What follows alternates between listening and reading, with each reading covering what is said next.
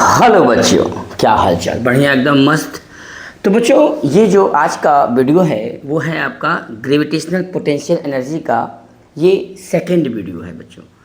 इसके पहले हम फर्स्ट वीडियो में पूरा कॉन्सेप्ट समझे कि ग्रेविटेशनल पोटेंशियल एनर्जी जो है डिफाइंड है किसी सिस्टम के लिए। वैसे पोटेंशियल एनर्जी डिफाइंड ही नहीं है, डिफाइंड है चेंज इन पोटेंशियल एनर्जी। तो बच्चों, पेन और कॉपी निकालेंगे और इस सेकेंड वीडियो में हम कुछ न्यूमेरिकल्स देखेंगे, कुछ कॉन्सेप्ट समझेंगे। ठीक है बच्चों, तो पेन और कॉपी निकालेंगे और पढ़ना स्टार्ट करेंगे। और ये है हमारा ग्रेविटेशनल पोटेंशियल एनर्जी का सेकेंड वीडियो। तो बच्चों, अभी तक हम लोगों ने ग्रेविटेशनल पोटेंशियल एनर्जी पर क्या देखा? ग्रेविटेशनल पोटेंशियल एनर्जी अभी तक हम लोगों ने ये पढ़ा है ग्रेविटेशनल पोटेंशियल एनर्जी का ये सेकेंड वीडियो बच्चों। क्लियर है? सेकेंड वीडियो है ये। फर्स्ट वीडियो में हमने आपको बताया कि जो ग्रेविटेशनल पोटेंशियल एनर्जी है वो डिफाइंड है किसी एक पार्टिकुलर कॉन्फ़िगरेशन की। जो है ग्रेविटेशनल पोटेंशियल एनर्जी होती है वो होती है U configuration is equal to minus G m1 m2 upon r। Clear है बेटा? ये पता है, minus G m1 m2 upon r।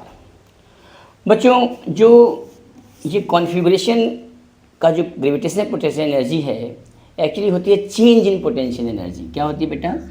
Potential energy तो डिफाइंड ही नहीं है फिजिक्स में। डिफाइंड है क्या बेटा? Change in potential energy. बच्चों, ये होती है negative of work done by gravitational force in bringing of each mass from infinity, each mass from infinity. या बेटा इसी को हम लोग बोलते हैं positive of work done by gravitational, work done by external force. कौन सा फोर्स बेटा? External force. क्लियर है? यहाँ तक आप लोग जानते होंगे।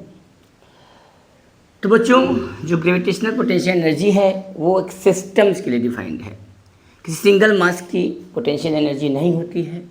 इन्फिनिटी पर ग्रेविटेशनल पोटेंशियल एनर्जी जीरो होती है, पोटेंशियल भी जीरो होता है और फील्ड भी आपकी जीरो होती है। अच्छा बच्चा, तो अब हम बात करने जा रहे हैं कुछ इम्पोर्टेंट क्वेश्चंस की। तो आज हम न्यूमेरिकल देखने के लिए आए हैं। तो बच्चों, पोटेंशियल एनर्जी जो होती है वो सिस्टम की होती है। तो सिस्टम जो होती है उसमें कम से कम दो मास अवश्य होने चाहिए।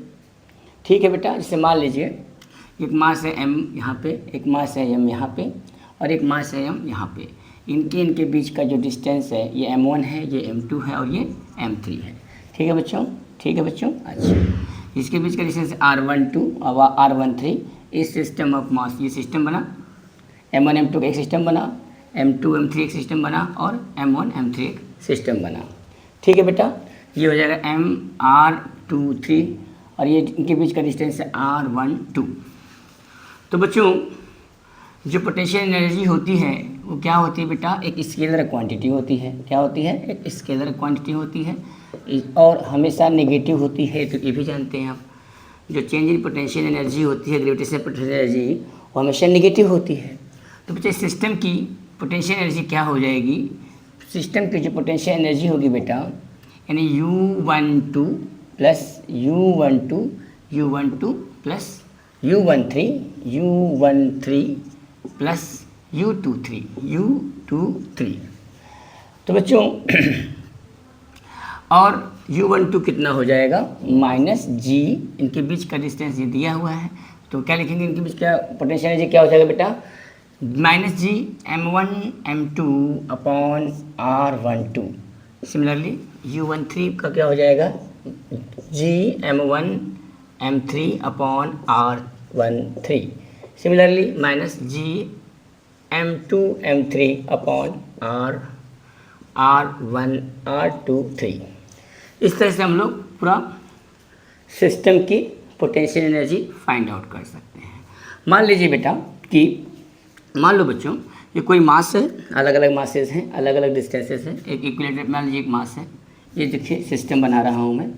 यहाँ एक मास है 1 किलोग्राम का, यहाँ एक मास है 2 kg का, 1 kg का, ये 2 kg का और यहाँ एक मास है 3 kg का।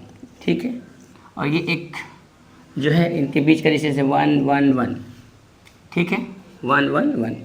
हमें पूछ रहा है कि बताओ कि इस सिस्टम की potential energy, gravitational potential energy system की, मतलब इस कॉन्फ़िगरेशन की कितनी होगी। तो क्या करेंगे बच्चों, सिस्टम की पोटेंशियल एनर्जी निकालेंगे।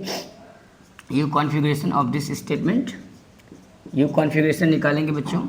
तो इसके बीच निकाल लेंगे, एक सिस्टम इसके बीच बनेगा, एक सिस्टम इसके बनेगा, और टोटल 3 सिस्टम होंगे। ठीक है बेटा, तो क्या हो जाएगा, -g पहले निकाल दे बाहर। ठीक है, m1 m2 इंटू अपॉन और, मतलब कि 1 इंटू 2, 1 इंटू 2 बोले बेटा, 1 इंटू 2, और डिस्टेंस कितना है y1, कोई मतलब नहीं। -g कॉमन निकाल ही लिया हूँ। इस सिस्टम के बीच में क्या होगा बेटा, -1 इंटू 3, माइनस बाहर निकाल लिया तो प्लस ही हो जाएगा, -g को मैंने बाहर निकाल लिया है। ठीक है, और सिमिलरली प्लस इसके बीच में क्या हो जाएगा, 2 इंटू 3। तो बच्चों -g इसका हो जाएगा बेटा 1 2, 1 and 2 मतलब 2, प्लस 3 1 जा 3, प्लस 2 3 जा 6, तो 2 + 3 + 6 बिकम्स 11। तो हो जाएगा ये -11 और g की वैल्यू कितनी होती है बच्चों, -g की वैल्यू होती है 6.67 इंटू 10⁻11 न्यूटन मीटर स्क्वायर पर kg स्क्वायर। ठीक है, पर kg स्क्वायर। ये वैल्यू उठा करके यहाँ पुट कर देंगे, जो भी आएगा आप निकाल सकते हैं। ठीक है बच्चों, इस तरह से हम लोग किसी सिस्टम की पोटेंशियल एनर्जी, मतलब ग्रेविटेशनल पोटेंशियल एनर्जी हम टॉकिंग अबाउट, आप कैलकुलेट कर सकते हैं। ठीक है बेटा, नोट करो इसको, नोट करो, दूसरा सवाल लगाते हैं फिर। ठीक है ठीक है ठीक है ठीक है, चलो अब देखते हैं बच्चों कि मान लीजिए कि सिंगल मास की कोई पोटेंशियल एनर्जी नहीं डिफाइंड है बच्चों, डिफाइंड है सिस्टम ऑफ मासेज। ठीक है, तो कम से कम 2 मास अवश्य होने चाहिए। चलो बच्चों, मान लीजिए कि एक मास है m यहाँ पे, एक मास है यहाँ पे, और एक मास है m यहाँ पे, और एक मास है m यहाँ पर, किसी स्क्वायर पर जो है कॉन्फ़िगरेटेड है, मतलब इनका शेप ऐसा है। ठीक है बेटा, mm में मास के हैं, इनके बीच का डिस्टेंस है a, चूँकि एक स्क्वायर है। आपको पूछा गया कि सिस्टम की पोटेंशियल, ग्रेविटेशनल पोटेंशियल एनर्जी कितनी होगी सिस्टम की। ठीक है, सिस्टम की, ये सिस्टम है एक प्रकार का, क्योंकि इसमें मास क्या है आपके, सेलेक्ट हैं। तो अच्छा बेटा, तो इसमें कितने सिस्टम बनेंगे बच्चों, आपके हिसाब से 1 2 3 4 बनेंगे, लेकिन नहीं बेटा 6 बनेंगे। कितने बनेंगे बेटा, ये देखो, ये भी तो सिस्टम है, ये भी तो सिस्टम है, 6 बनेंगे। यानी कि जितने मास होते हैं बेटों 4c2, 4 मास में 2 मास को आपको सेलेक्ट करना है, यानी कि जितने मासेस हैं उसमें से 2 को आपको सेलेक्ट करना है। तो यहाँ पे 4c2 मतलब यहाँ पे कॉम्बिनेशन यूज करेंगे, आपको सेलेक्ट करना है कि out of 2 masses, out of 4 masses. So 4c2 कितना हो जाएगा बेटा, फैक्टोरियल 4/2 का फैक्टोरियल, और ये 2 मतलब 2 का फैक्टोरियल, यानी 4 इंटू 3 इंटू 2 का फैक्टोरियल अपॉन 2 इंटू 1 इंटू 2 का फैक्टोरियल। 2 कट जाएगा, 2 2 जा 4, 4 कट जाएगा, 2 से 2 मर गया, ये 2 से काटेगा, 2 जा 4, 2 से जा 6, यानी इसमें 6 सिस्टम बनेंगे। क्या क्या बनेंगे बेटों, तो यू कॉन्फ़िगरेशन, यू सिस्टम क्या हो जाएगा, यू सिस्टम, इस सिस्टम का अरेंजमेंट का क्या हो जाएगा बेटा, -g मान लीजिए, दोनों में कॉमन लिया मैंने, -g ले लिया कॉमन, इसके बीच, इसको मान लीजिए m1 है, ये m2 है, ये m3 है, और ये m4 है। तो m1, तो m1 m2 अपॉन बीच का डिस्टेंस कितना है a, plus m2 m3 upon कितना हो जाएगा बेटा a, plus m3 m4 upon a, मतलब ये और एक हो जाएगा m4 यानी m4 plus m1 into upon a। बेटा इसका क्या हो जाएगा, m1 m3 और डिस्टेंस कितना हो जाएगा बेटा a√2। सो इसको लिखेंगे आप m1 m3 upon a√2। Similarly इसके बीच का डिस्टेंस कितना होगा a√2, और मास है m2 एंड m4, तो हो जाएगा m2 m4 divide by a√2। तो इस तरह से हम लोग जो है इस सिस्टम का जो है ग्रेविटेशनल पोटेंशियल एनर्जी किसी कॉन्फ़िगरेशन का निकाल सकते हैं। कॉन्फ़िगरेशन का मतलब किसी भी पोजीशन का, किसी भी शेप का हम जो है पोटेंशियल एनर्जी कैलकुलेट कर सकते हैं बच्चों। ठीक है बच्चों, यहाँ तक नोट करो। ठीक है।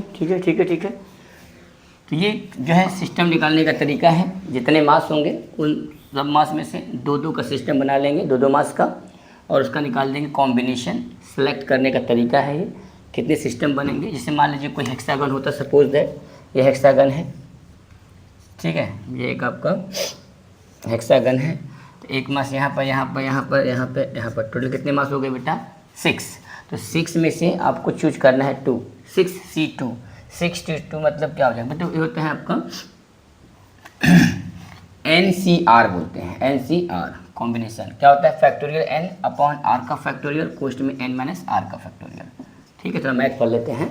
तो 6C2 मतलब 6 का फैक्टोरियल अपॉन 2 का फैक्टोरियल, और 6 मतलब 6 माइनस 2 मतलब 4 का फैक्टोरियल। ठीक है, 6 का फैक्टर 6 इंटू 5 इंटू 4 का फैक्टर लिख सकते हैं, 2 का फैक्टोरियल इंटू 4 ये 4 का फैक्टोरियल। तो 4 का फैक्टोरियल 4 का फैक्टर से मर जाएगा बेटा। तो 2 का फैक्टर 2 होता है, 2 3 जा 6, 3 5 जा 15। कितने बन जाएंगे सिस्टम बेटा? 15 बनेंगे। देखो 1 2 3 4 5 6 तो ये बन गए। उसके बाद ये बनेगा 7, ये बनेगा 8, ये बनेगा 9, ये बनेगा 10, ये बनेगा 11, ये बनेगा 12, और ये बनेगा 13, ये बनेगा 14। ठीक है, और कुछ बना? हाँ ठीक है, और एक बनेगा, और एक बनेगा, कहाँ बनेगा, कहाँ बनेगा?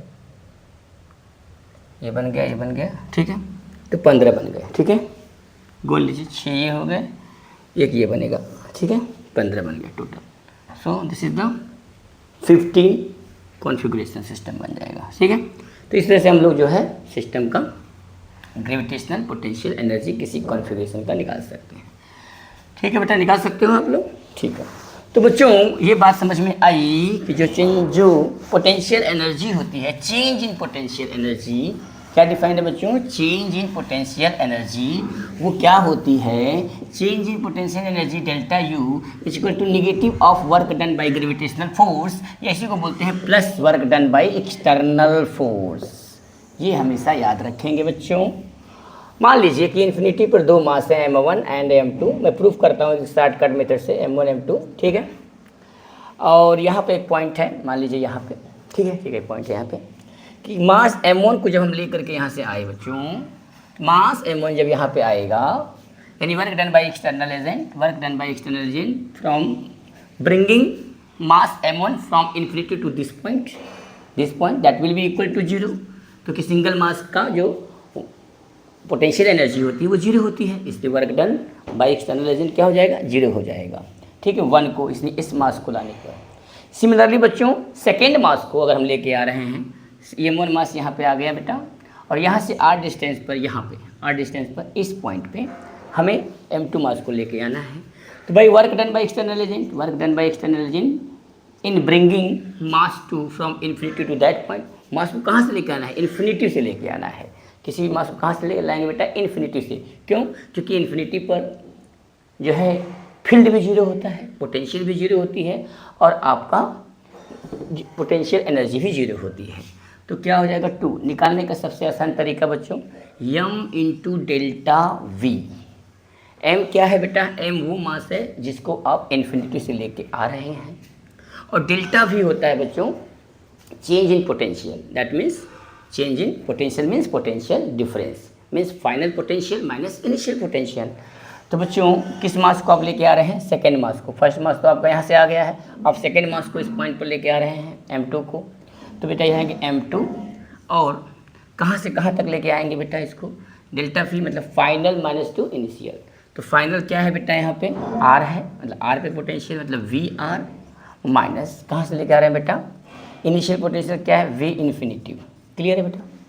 अच्छा बच्चों, इस m1 मास की वजह से r डिस्टेंस पर इस पॉइंट पर पोटेंशियल कितना हो जाएगा? Minus gm1 upon r। ठीक है बेटा, किसी सिंगल मास m1 की वजह से r डिस्टेंस पर यहाँ पे जो पोटेंशियल होगा इस पॉइंट पे वो हो जाएगा माइनस gm1 अपॉन r। और इन्फिनिटिव का पोटेंशियल 0 होता है। इन्फिनिटिव का पोटेंशियल क्या होता है बेटा? 0। और ग्रेविटेशनल फील्ड क्या होती है बेटा? वो भी 0 होती है, और पोटेंशियल एनर्जी भी 0 होती है। तो बच्चों m2, ठीक है, m2 VR कितना आया था बेटा? Minus gm1 upon r। ये हो जाएगा माइनस 0। इसका मल्टीप्लाई करेंगे बच्चों minus G m1 m2 upon r। समझ में आ रहा है?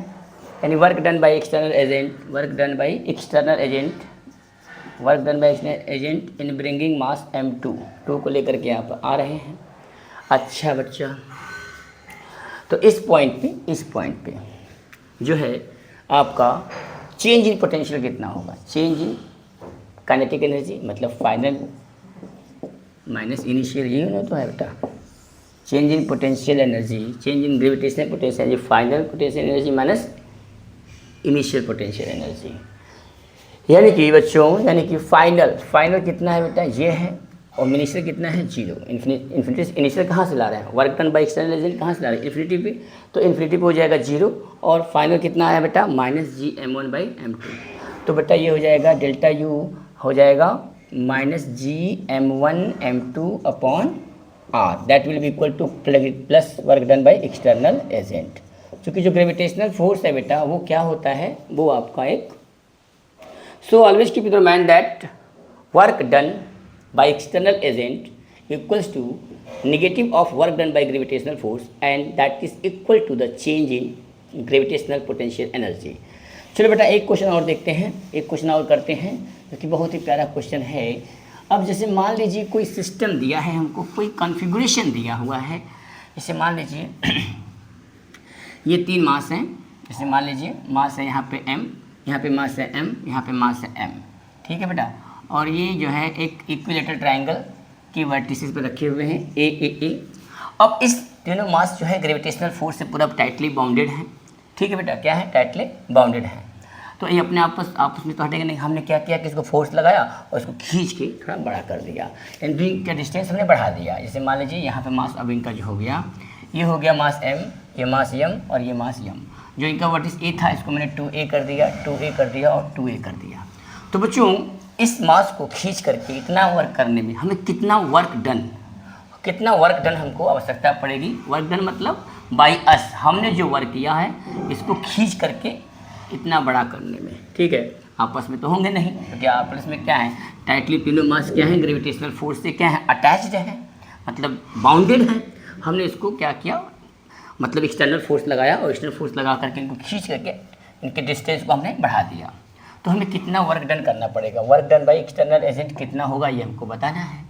तो बच्चों हम जानते हैं कि work done by external agent that will be equal to change in gravitational potential energy delta U. और डेल्टा यू चेंज का मतलब तो U final minus U initial, ठीक है। ये फाइनल है और ये इनिशियल है। तो इसका निकालेंगे बेटा हम लोग क्या? इसका निकाल लेंगे हम लोग change in final potential energy कितना होगा, उसमें से इनिशियल पोटेंशियल एनर्जी को क्या करेंगे? सबट्रैक्ट कर देंगे। बात समझ में आ रहा है बच्चों? तो इस तरह से हम लोग जो है क्वेश्चन सॉल्व करते हैं। सिमिलरली इस 3 मास का होता है, तो इस फाइनल का कितना हो जाएगा? वही रहेगा। 3 सिस्टम है, इनके बीच का निकाल के इनिशियल को सबट्रैक्ट कर देंगे, आपका आ जाएगा work done by external agent, ठीक है बेटा। कर लोगे आप? चलो देखो बेटा, ऐसे ही अगर मान लीजिए 2 सिस्टम होंगे तो मैं 2 सिस्टम का भी कर सकता हूँ। जैसे मान लीजिए ये मास यहाँ पे m, यहाँ पे मास है m, 2 मास है और इनके बीच का डिस्टेंस है सेंटर टू सेंटर a। हमने इनको खींच करके मास को मान लीजिए 3a कर दिया। इसका मास है m, इसका मास है m। आपको बताना है कितना वर्क डन रिक्वायर्ड होगा इस मास को खींच करके 3a करने में। तो बस वही कॉन्सेप्ट लगाएंगे बच्चों, work done by external agent कितना किया? Work done by external agent का मतलब हमने कितना वर्क लगाया जिससे खींच करके इतना बड़ा हो गया। तो क्या करेंगे बच्चों? Work done by external agent that will be equal to change in potential energy, that means U final minus U initial. ये फाइनल है तो फाइनल कितना हो जाएगा बेटा? माइनस Gmm अपॉन 3a, ठीक है। और इसका हो जाएगा माइनस, इसका हो जाएगा माइनस Gmm अपॉन a, ठीक है बेटा। ये क्या हो जाएगा? Minus Gm² upon 3a plus Gm² upon a। दोनों में से Gm² कॉमन ले ले बेटा, Gm² अपॉन a कॉमन ले लो। तो मैंने क्या बोला कि इसका एलसीएम ले लीजिए। 3a हो गया, सिंपल लगा लो ऐसे, 3a हो गया इसका एलसीएम। ये हो जाएगा माइनस Gm² अब प्लस ये हो जाएगा 3 ये हो जाएगा 3gm², सही है, 3gm², ये हो जाएगा प्लस 3gm², घटाएंगे 2gm² आ जाएगा, 2gm² upon 3e. So this will be the work done by the external agent. यहाँ पे मास होता तो वैल्यू पुट कर देते, आंसर निकल जाता. तो इस तरह से हम लोग जो है चेंज इन पोटेंशियल एनर्जी, जो कि always work done by positive work done, मतलब ये याद रखिएगा बच्चों कि change in potential energy equal to negative of work done by gravitational force which is equal to the positive work done by external agent. So you will use this formula for calculating the numerical problems. You can solve it. Okay, thank you very much.